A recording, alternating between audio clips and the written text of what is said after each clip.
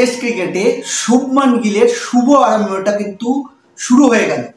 হ্যাঁ, ভারত প্রথম test match জিতলো এজবেস্টনে, আর ক্যাপ্টেন শুভমান গিল ইতিহাসের পাতায় তার নাম তুলে দিল।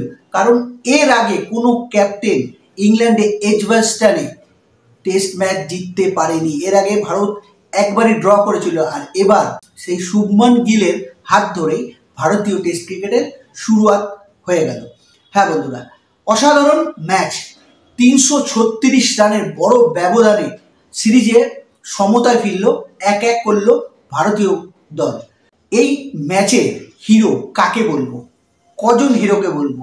এই ম্যাচে কিন্তু দেখতে গেলে ব্যাটিংয়ে শুভমান গিল অবশ্যই হিরো, এবং প্লেয়ার অফ দ্য ম্যাচ আশা করছি শুভমান গিলই হবে।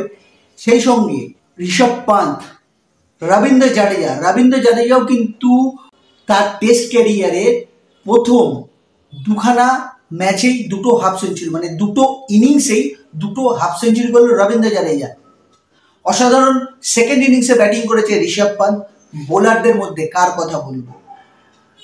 ফার্স্ট ইনিংসে মোহাম্মদ সিরাজ 6 উইকেট, সেকেন্ড ইনিংসে আকাশদীপ 6 উইকেট।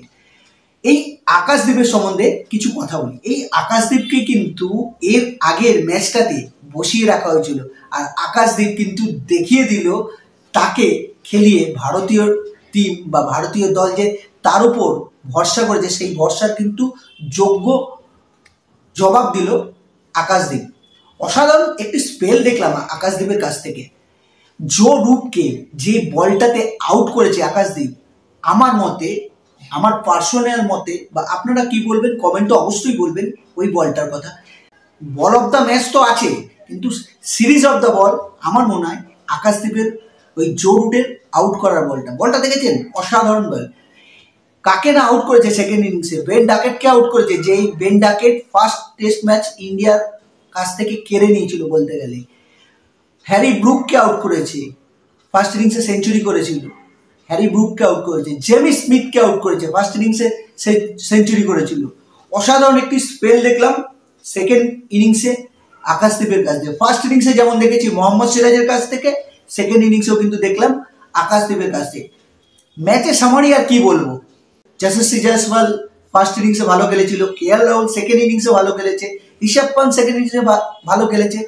ক্যাপ্টেন তো দুটো ইনিংস মিলে ক্যাপ্টেনের অলরেডি এত রেকর্ড করে ফেলেছে ক্যাপ্টেন শুভমান গিল, যে তার কথা আর কি বলবো। আপনারা সবাই দেখেছেন, বা অসাধারণ একটি ইনিংস খেলেছে ক্যাপ্টেন হিসাবে।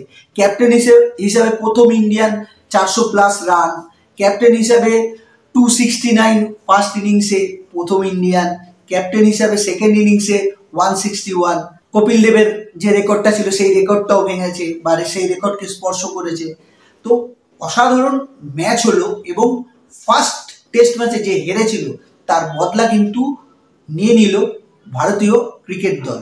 অসাধারণ টিম গেম। এই জন্যই বলে টিম গেম, শুধু ক্যাপ্টেনের ব্যাটের উপরে ভর করলে কিন্তু ম্যাচ জেতে যেত না। এই যে 10 উইকেট, আমি ওই যে বলেছিলাম 10টা উইকেট যে নিতে হবে, সেই 10টা উইকেট সেকেন্ড ইনিংসে কিন্তু, ফার্স্ট ইনিংসে যদি সিরাজ হাত বাড়িয়ে দেয়, সেকেন্ড ইনিংসে আকাশদীপ, ফার্স্ট ইনিংসও কিন্তু আকাশদীপ 4 উইকেট নিয়েছে টেস্ট ম্যাচে, মানে এই সেকেন্ড টেস্টে কিন্তু আকাশদীপ 10 উইকেট নিয়েছে, মোহাম্মদ সিরাজ 7 উইকেট নিয়েছে, রবীন্দ্র জাদেজা উইকেট নিয়েছে। সব থেকে ভাইটাল উইকেট, ওই বলেছিলাম আমি এর আগের ভিডিওতে, ওয়াশিংটন সুন্দর বল করেছে, অল্প ওভার করলেও যে ভাইটাল উইকেটটা নিচ্ছে ক্যাপ্টেন বেন স্টোকের উইকেটটা কিন্তু ভাইটাল ছিল। কারণ বেন স্টোক যেভাবে দাঁড়িয়ে খেলছিল, বেন স্টোক থাকলে কিন্তু ম্যাচটা অত সহজ হতো না জেতা। সেইখান থেকে সবাই মিলে টোটাল টিম গেম, একেই বলা হয় টিম গেম। আর এই কারণেই আমি বলেছিলাম ক্যাচেস উইন ম্যাচেস, ক্যাচ ধরো ম্যাচ জেতো। বাংলায় একটা প্রবাদ রয়েছে, সেই প্রবাদ সত্যি হলো। ম্যাচের সামারি তো আপনাদের কাছে তুলে ধরলামই।